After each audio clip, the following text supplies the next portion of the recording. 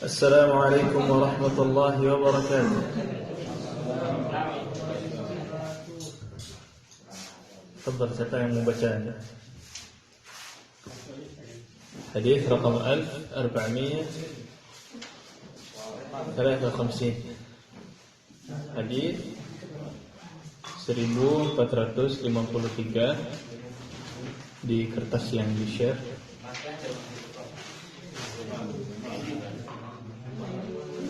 وعن عمرو بن شعيب. تفضل. عن أبيه عن جده قال رسول الله صلى الله عليه وسلم كل واشرب والبس وتصدق في غير سرف ولا محابلة ولا مخيلة أجرهه أبو داود وأحمد وعلقه البخاري. الحمد لله رب العالمين والعاقبة للمتقين ولا عدوان إلا على الظالمين وصلى الله وسلم وبارك على نبينا محمد وعلى آله وصحبه أجمعين. أما بعد، فأسأل الله جل وعلا أن يفقهنا في الدين وأن يعلمنا ما ينفعنا وأن ينفعنا بما علمنا وأن يزيدنا علما نافعا وعملا صالحا إنه ولي ذلك والقادر عليه. اللهم ارزقنا الإخلاص في القول والعمل واجعل ما نقوم به مخلصا لك يا رب العالمين. معاشر الإخوة،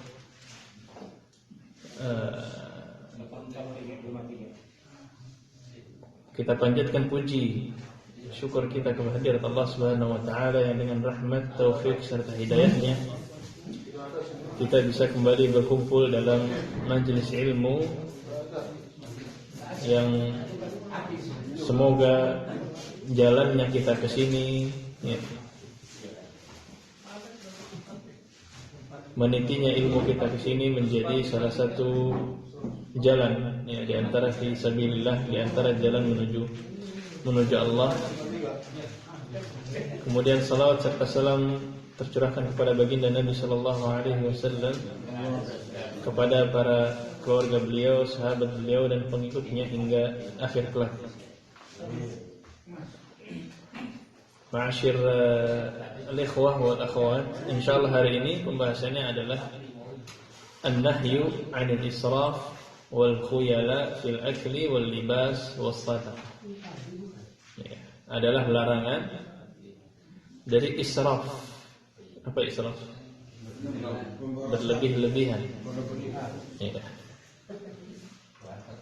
Wal khuyala, dan sombong, fil akal, makan, wal libas, berpakaian, dan sedekah. Ana Amr bin Shu'aib, hadis dari Amr ibn Shu'aib dari abihi, dari ayahnya, wa an jaddihi, dan dari kakeknya. Ini bayangkan kalau keluarga semuanya penuntut ilmu. Ini sanadnya aja dari ayahnya, kemudian ayahnya dari kakeknya. Berarti Amr bin Shu'aib selain jadi anak, dia juga murid dari ayahnya. Ayahnya murid dari kakek. Betapa nikmatnya memiliki keluarga penuntut ilmu. Qala Rasulullah sallallahu alaihi wasallam. Rasul sallallahu alaihi wasallam bersabda, "Kul." Apa kul?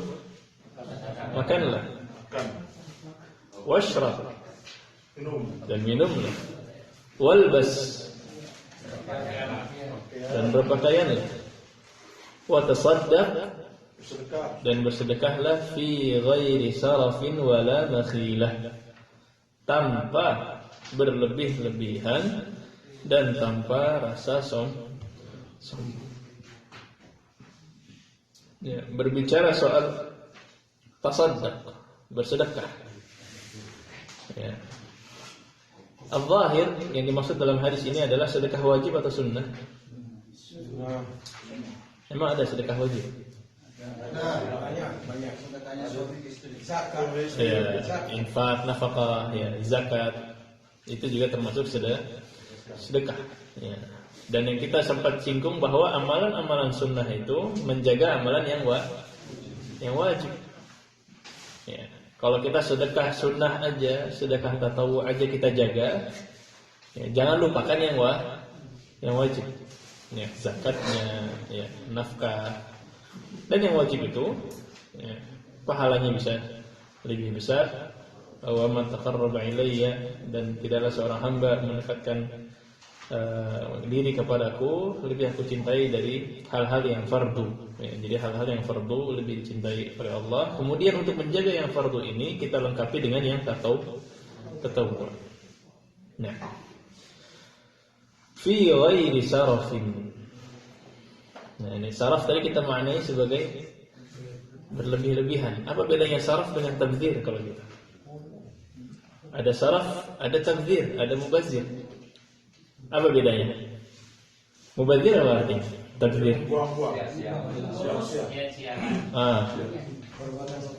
Mana yang lebih parah? Saraf, israf, atau tabdzir?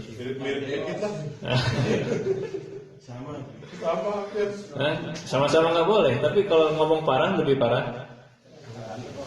Coba lihat ayatnya. Kita kasih ayat ya.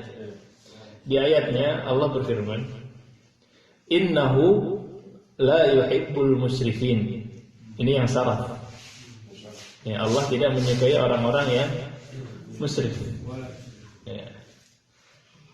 Kalau ayat yang tabdzir, innal mubadzirin ikhwana syayatin. Mana yang lebih parah dulu? Tabdzir. Ya. Sudah jadi temannya setan. Setan itu baru usul kufur, kepalanya kekufuran. Ya, maka tabdzir lebih parah daripada israf. Ya. Kalau gitu israf mengapa Ustaz? Enggak ya. Israf aja enggak boleh apalagi tabdzir. Sekarang apa bedanya? Ya. Israf, ya, ini di antara tafsir salaf. Di sini ada tafsir dari Ibn Abbas dan Ibn Mas'ud di tafsir Al-Mubadzirin. Ya. Al-Mubadzirin humul ladzina annahumul ladzina yunfiquna al-mal fi ghairi haqqihi. Jadi kalau tabdzir, hartanya itu diinfakkan bukan kepada haknya. Ya. Maka dari tafsir ini para ulama ada yang bilang, ya, israf sarful mal fi ma yanbaghi zaidan ala ma yanbaghi. Israf itu tempatnya udah pas. Ya, udah kita ngasih harta kepada yang berhak. Haknya udah pas, cuman berlebihan. Ya.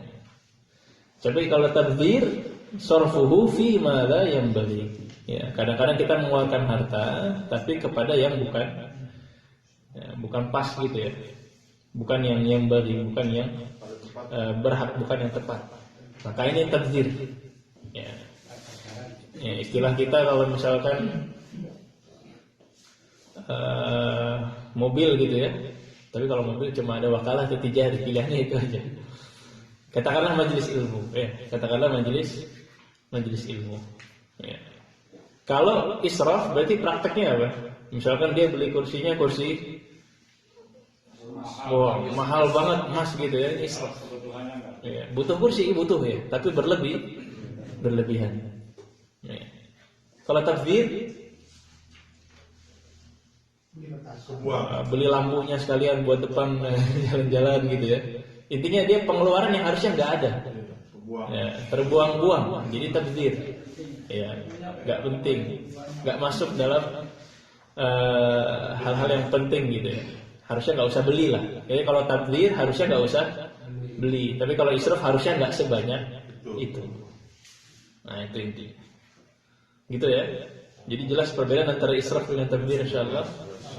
Mana yang lebih parah lebih? Tabdzir. Kemudian wala makhilah.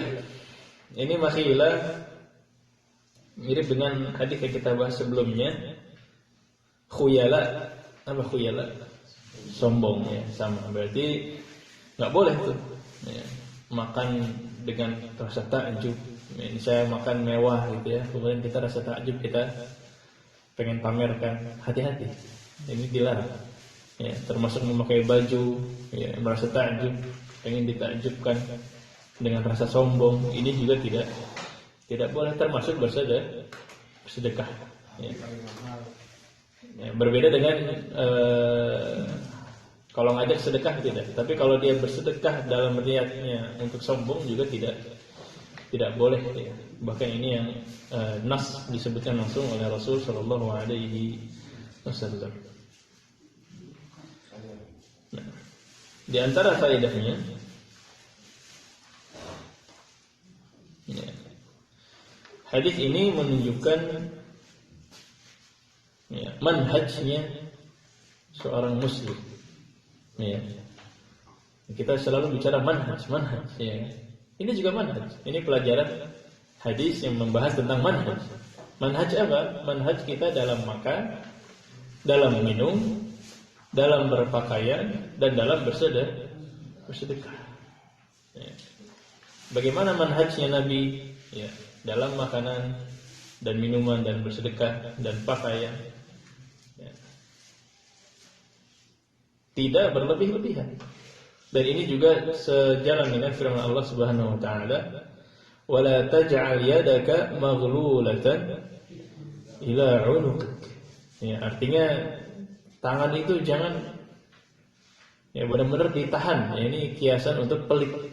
Ya, jangan berpelit-pelit. Jangan pelit. Jangan bakhil. Wala taj'al yadaka maghlulatan ila 'unuqika wala tabsutha kullal bast. Ya. Jangan terlalu dikekang, tapi jangan juga terlalu dibuka, ya, diluas-luaskan. Ya. Maka inilah manhaj Islam, pertengahan, wasatiyah. Wasatiyah bukan cuma dalam hal-hal yang itu, ya, tapi manhaj wasatiyah juga dalam makanan, dalam minuman, dalam sedekah. Ya, karena israf itu, ya, kenapa dilarang? Israf itu yang pertama menghilangkan harta, idha'atul mal. Kita membuang-buang harta. Ya, tetapi nanti faqrun fil ma'al. Sekarang dibuang-buang, nanti di akhirnya, ya, entah di akhirat atau di akhir dia akan fakir, ya, terbuang-buang. Ya. Ya, dan israf juga, ya, ini bukan sifatnya orang rusyid. Jadi dalam fikih muamalat itu ada namanya rasyid. Rasyid, ya, orang yang boleh, ya, menikahkan, katakanlah. Jadi istilah rasyid itu dipakai dalam ilmu fikih. Seperti syarat wali nikah, nah, itu harus rasyid. Rasyid itu maksudnya apa? Bisa memilah mana calon yang cocok dengan yang diwalikannya atau anaknya. Rasyid dalam muamalah juga sama. Rasyid dalam muamalah artinya dia bisa mengatur keuangan. Ya, orang ini bisa mengefisienkan, ya, pengeluarannya, pemasukannya berapa, pengeluarannya berapa, bisa dihitung-hitung. Ini penting. Ilmu fikih juga melihat ini. Ya, bahkan kalau orang ada nggak rasyid, dia ditahan. Ya, dia dikatakan safi, hartanya tidak boleh dipegang dulu sama dia. Ya. Maka, ya, ilmu untuk manajemen keuangan, ya, ilmu untuk manajemen pengeluaran. Nah, ini juga ilmu yang bermanfaat agar kita tidak termasuk orang-orang yang israf dan tabdzir tadi. Ya. Kemudian, ya, di sini juga dalil bahwa kita boleh makan dan minum dari makanan-makanan yang enak, ya, makanan-makanan yang nikmat. Wa kulu washrabu wala tusrifu. Ya. Makanlah dan minumlah, tetapi jangan berlebih-lebihan. Ya. Kata Ibnu Katsir, makan dan minum yang berlebihan itu berbahaya untuk akal dan untuk badan. Berbahaya untuk akal dan untuk badan. Ya, bahkan ajma'al atibba, ya, ijma'nya para dokter. Ini mungkin yang disampaikan kultum antum kemarin, ya. Ijma'nya para dokter, ya, bahwa memakan makanan sampai benar-benar full itu, ya, akan melemahkan, ya. Kemudian membuat kita malas, ya, membuat kerja jantung menjadi berat, bikin kita ngantuk. Ini yang tadi sarafnya kebanyakan ngantuk sekarang ya. Ya. Dan muncul penyakit-penyakit lain. Ya. Jadi mukmin itu makannya nggak berlebihan, nggak harus sampai full gitu ya. Bahkan fuqaha itu beberapa bilang makruh. Ya, makruh kita makan sefull-fullnya terlalu banyak ya. Maka bahkan Ibnu Taimiyah bilang al-israf fil akli mazmum. Orang yang makannya berlebih-lebihan itu mazmum, tercela. Ya. Ibnu Taimiyah menjelaskan juga dalam hadis ini rahimahullah, apa yang enggak boleh banyak itu. Ya, fil ma'rud wala fil ma'kul. Kadang-kadang makanan itu yang ditampilkan banyak, yang dihidangkan banyak. Nah, yang nggak boleh itu apa? Menghidangkannya atau makannya yang nggak boleh banyak-banyak? Makannya. Hah? Dua-duanya. Hidangkan bisa bajir juga ya. Iya, kalau udah dihidangkan nggak dimakan sayang juga. Sayang juga Ya, maka dari awal kita harus lihat ya. Kita udah lama di sini, ya, kadang-kadang ketularan. Ya, giliran mau makan tahu yang makan cuma dikit, cuman dihidangkannya semuanya. Ya, harus dilihat apanya. Adat-adat mana yang boleh kita ikuti dan adat-adat mana yang harus kita jaga. Di Indonesia kita terbiasa misalkan ada 4 gundukan nasi atau 4 gundukan makanan. Biasanya kita di Indonesia itu dikeluarkan satu, dihabisin dulu, kalau kurang buka lagi yang kedua. Itu adat baik. Ya.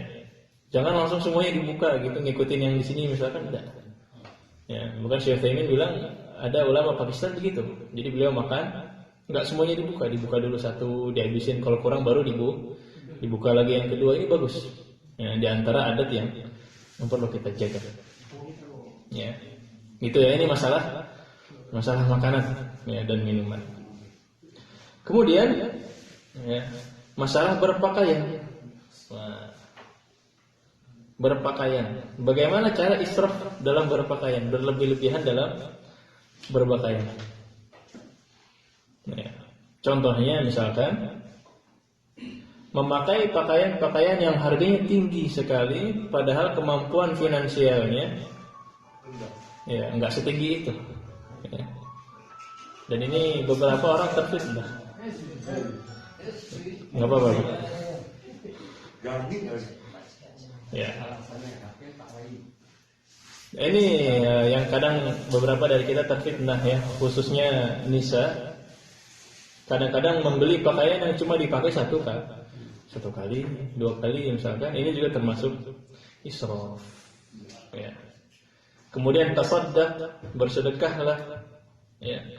Bagaimana israf dalam bersedekah?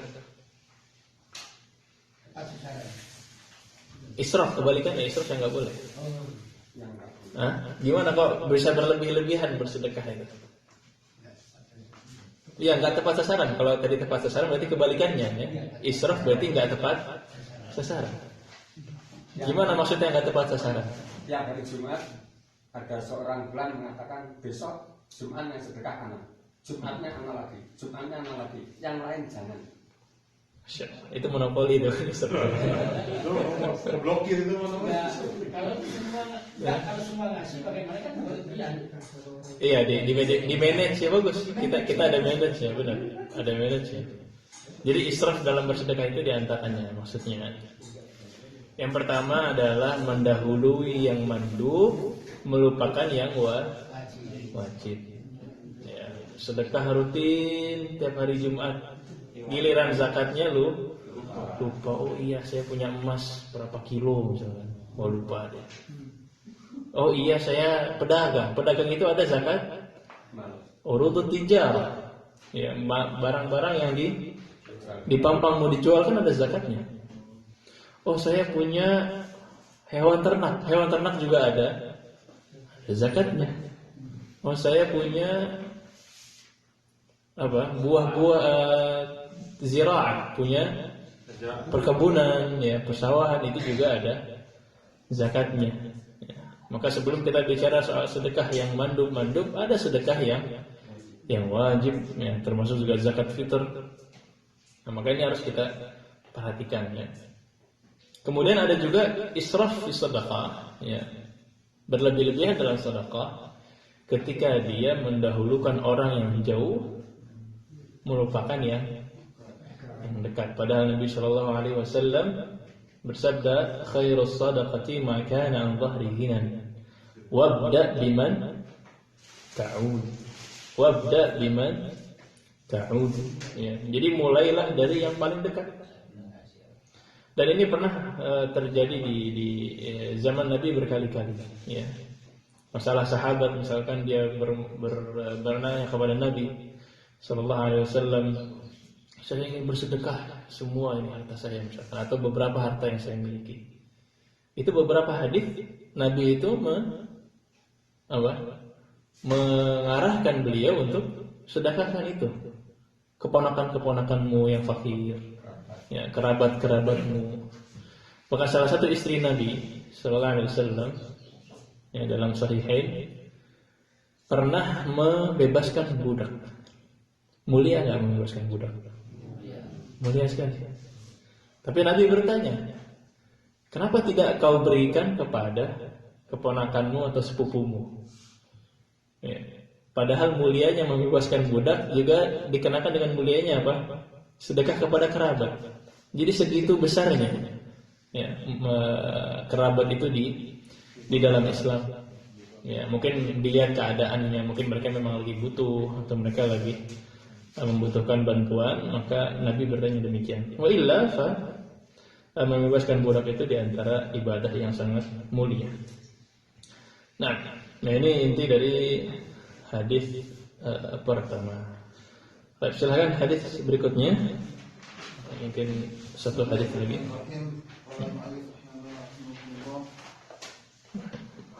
Wa Abi Hurairah radhiyallahu anhu qala Rasulullah sallallahu alaihi wasallam man ahabba ayyabsuta alaihi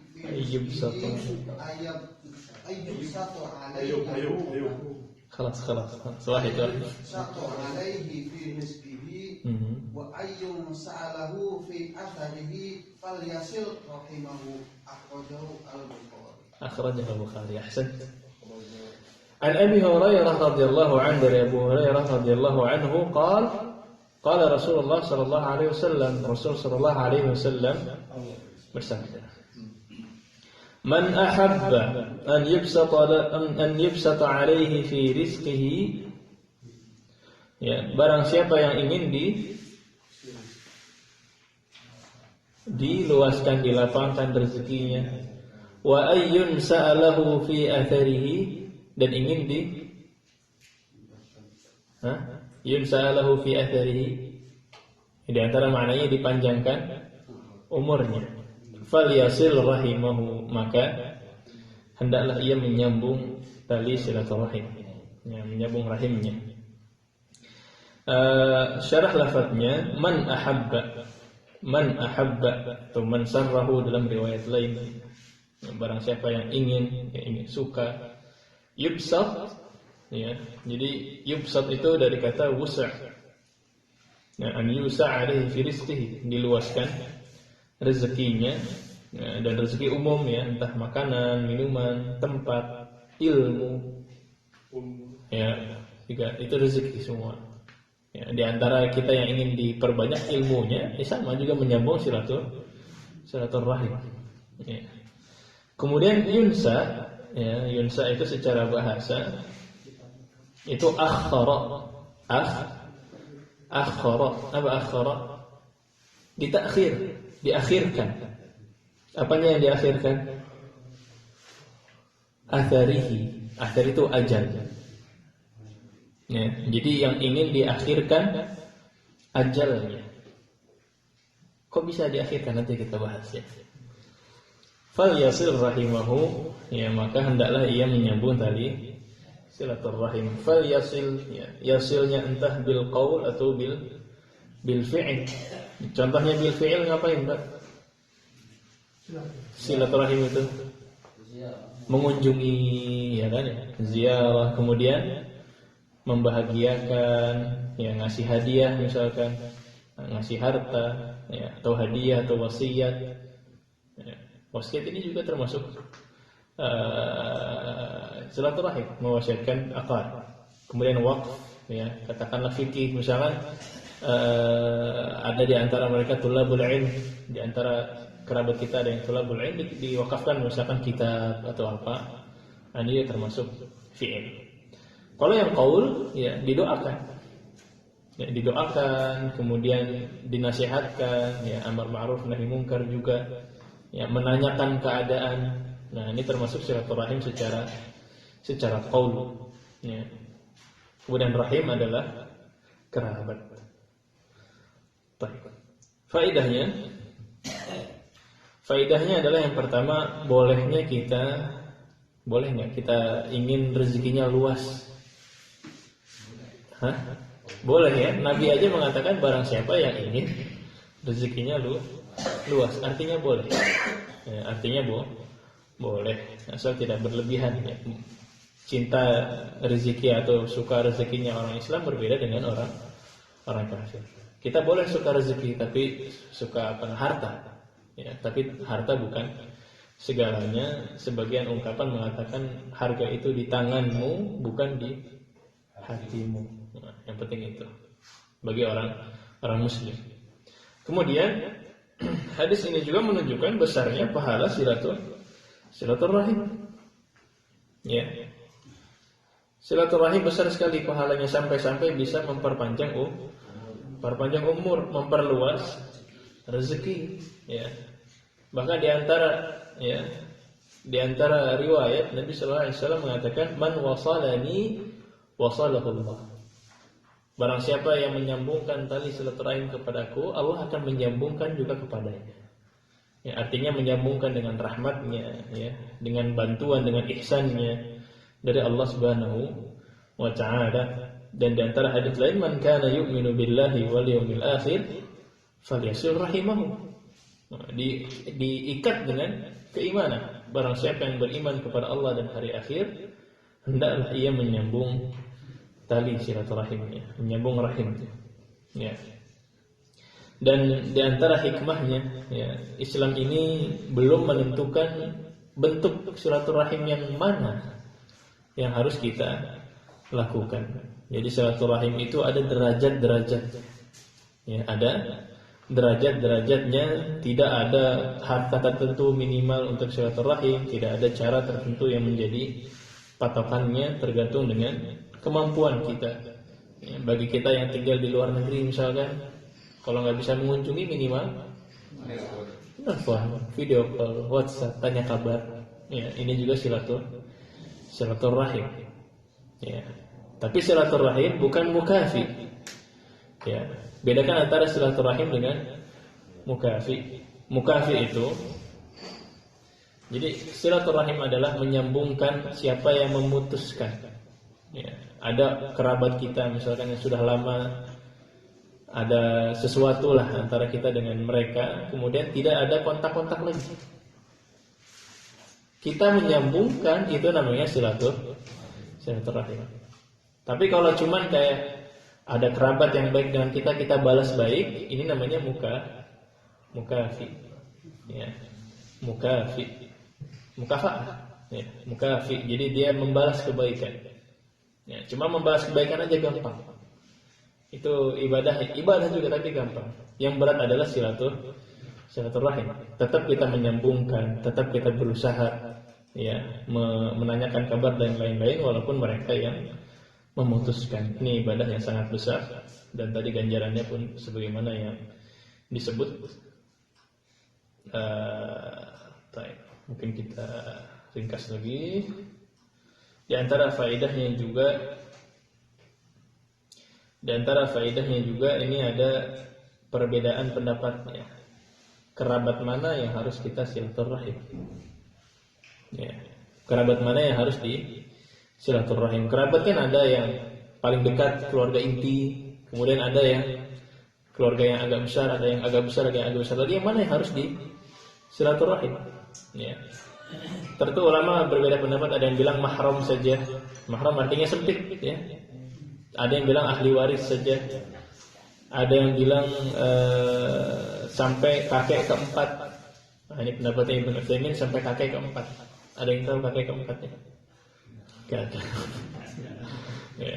Ada yang bilang sampai semua kerabat. Ya. Tapi ala kulli hal, semua ulama ijma bahwa silaturahim itu penting sekali. Semakin kecil, semakin dekat berarti semakin mulia. Ya, inti dari silaturahim adalah bikin dia kaidahnya, bukan sekedar berbuat baik, tetapi mendahulukan mereka karena mereka adalah kerabat. Nah, ini baru silaturahim. Jadi mendahulukan mereka daripada orang lain karena mereka kerabat. Minimal itu yang bisa kita lakukan. Kemudian pembahasan yang poin terakhir, apakah umur bisa bertambah dan berkurang? Bahasan akidah. Nah, kata Nabi sallallahu alaihi wasallam, barang siapa yang ingin dipanjangkan umurnya, diakhirkan ajalnya, menyambung tali silaturahim. Bisa enggak umur diakhiri? Diakhiri, ditakhir, iya. Ajalnya ditakhir, bisa enggak? Bisa. Hah? Bisa. Itu malah dalilnya enggak bisa. Allah berfirman, "Wa ma yu'ammaru min mu'ammar wa la yunqasu min umurihi illa fi kitab."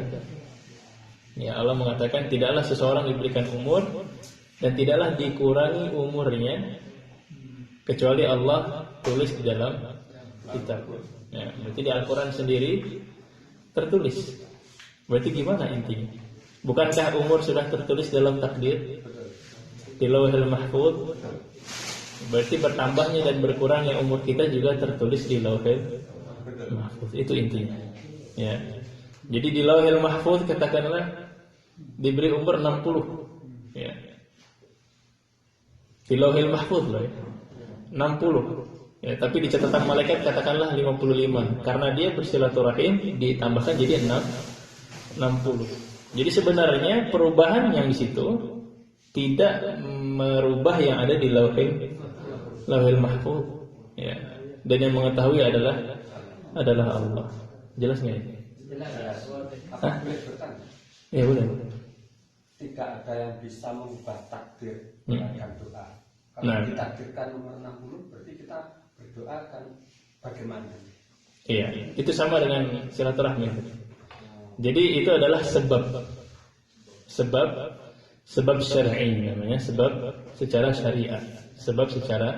syariat. Katakanlah gini, Bapak ditakdirkan A, Bapak berdoa kemudian menjadi takdir B. Allah tahu nggak takdir B ini? Ya tahu. Ya tetap. Ya. Cuman Allah tahu Bapak akan berubah ke takdir B karena melakukan doa. Allah tahu Bapak akan ditambahkan umurnya karena bersilaturahim. Jadi pada akhirnya di Lauhul Mahfuz yang Allah tahu itu sudah tidak akan berubah. Jadi yang berubah katakanlah di tulisan malaikat, ya, atau di ijra'at menuju Lauhul Mahfuznya itu. Tapi ilmu Allah yang sangat luas, ya. Jadi saking luasnya ilmu Allah. Bahkan Allah tahu Bapak akan silaturahim dan akan ditambahkan umurnya. Saking luasnya ilmu Allah. Jadi ini tidak ada iskal, ya. Tidak ada iskal di sini. Bukan disebut umur panjang itu walaupun orangnya sudah meninggal, tapi nama dia masih tetap kita ingat. Sebagian ulama mengatakan panjang umur, itu panjang umur secara sastra. Jadi orangnya sudah meninggal kayak Imam Nawawi gitu ya, kayak Nabi kita sebut terus namanya sebagai penjelasan agama, itu juga termasuk membacakan umur. Panjang umur. Iya. Yang secara wujud keajaiban ini. Iya, itu juga panjang umur. Ya, jadi di antara makna panjang umur juga begitu. Ada yang bilang panjang umur itu diberkahi umurnya. Ya, jadi umurnya misalkan 60 tapi karena keberkahannya seolah-olah dia umur kayak sudah lama, jasanya banyak sekali. Itu juga diantara tafsir yang disebutkan oleh para ulama. Ala kulli hal, semuanya ini adalah baik yang didoakan panjang umur. Ya, tentu tadi kita katakan kalaupun dia benar-benar panjang secara hakikat, itu sudah tertulis di dalam takdir. Kalaupun dia tidak bertambah, minimal dia menjadi keberkahan, ya, menjadi keberkahan bagi umurnya. Baik, mungkin itu yang bisa kita bahas pada hari ini. Subhanakallahumma bihamdika asyhadu an la ilaha illa anta astaghfiruka wa atubu ilaik. Lebih kurangnya mohon maaf. Hadza sallallahu wasallam ala nabiyyina Muhammad wa ala alihi washabbihi ajma'in. Assalamualaikum warahmatullahi wabarakatuh. Jazakumullah.